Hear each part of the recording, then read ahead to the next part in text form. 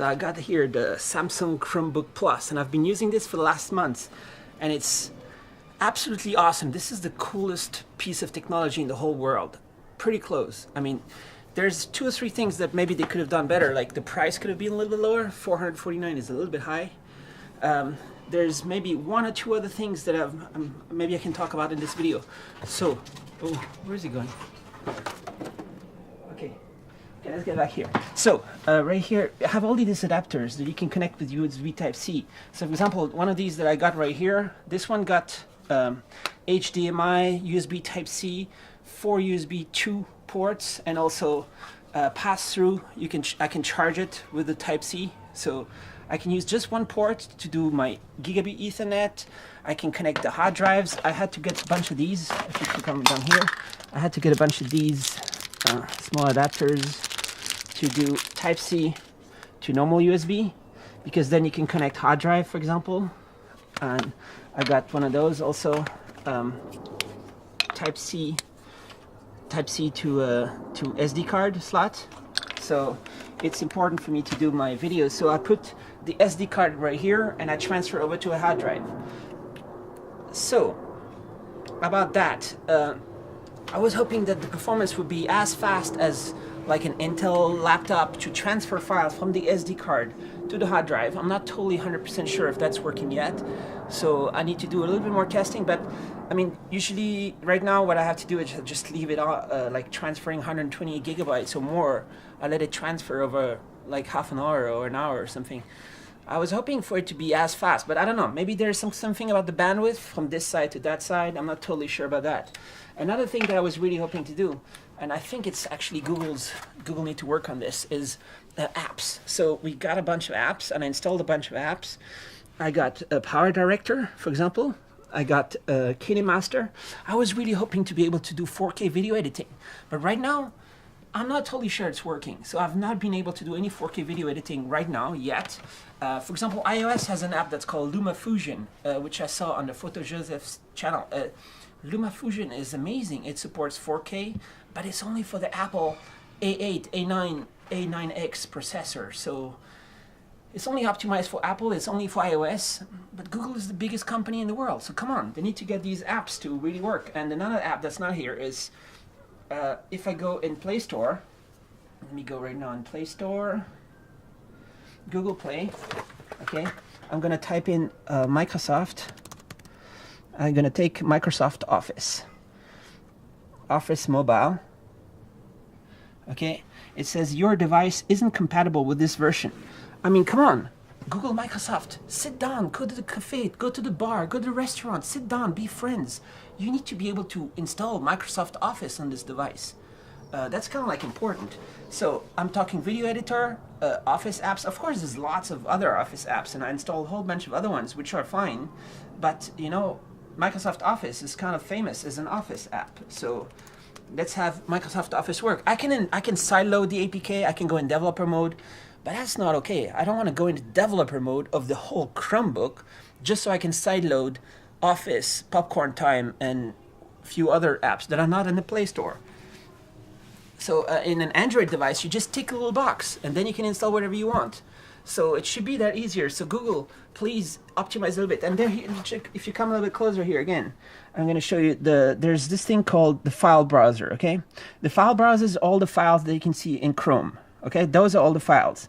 But if I do something in an Android app, it doesn't show up there. So if I edit some images in an image editor, I save it. How do I actually use the Chrome browser to upload? Right now, they're like separate. The Android part and the Chrome part is separate.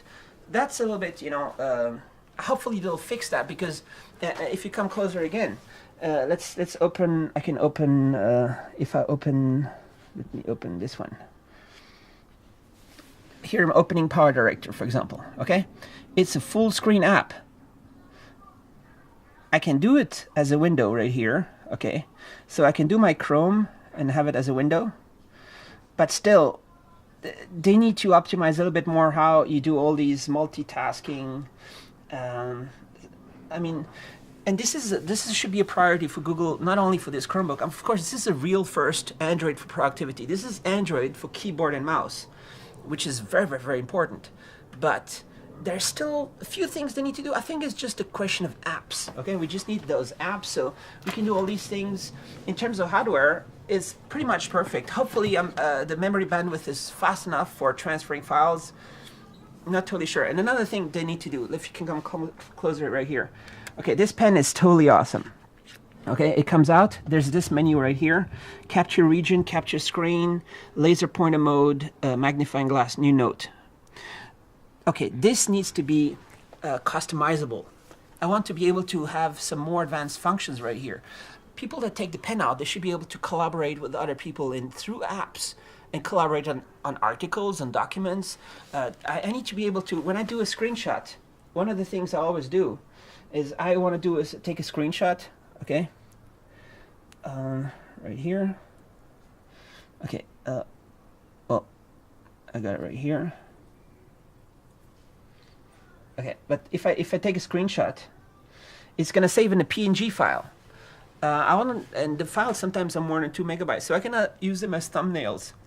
And then I have to mess around with a JPEG compressor online based. I can't even use an Android based because then if I save the file, I can't get access to it in the browser again. So there's this firewall between Android and Chrome. They need to really get that a little bit better integrated. But I want to be able to save a JPEG, for example, a smaller file, so I can use it as a thumbnail and not have to compress it through Zoom or Paint on the internet. So there's a few things that maybe they can improve, but I think it's mostly in terms of the integration of Android and Chrome OS.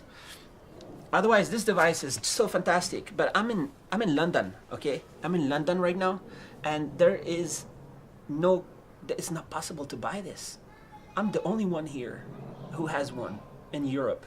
It's not okay. I mean, Samsung, what's going on? Samsung, why are you not selling this in Europe?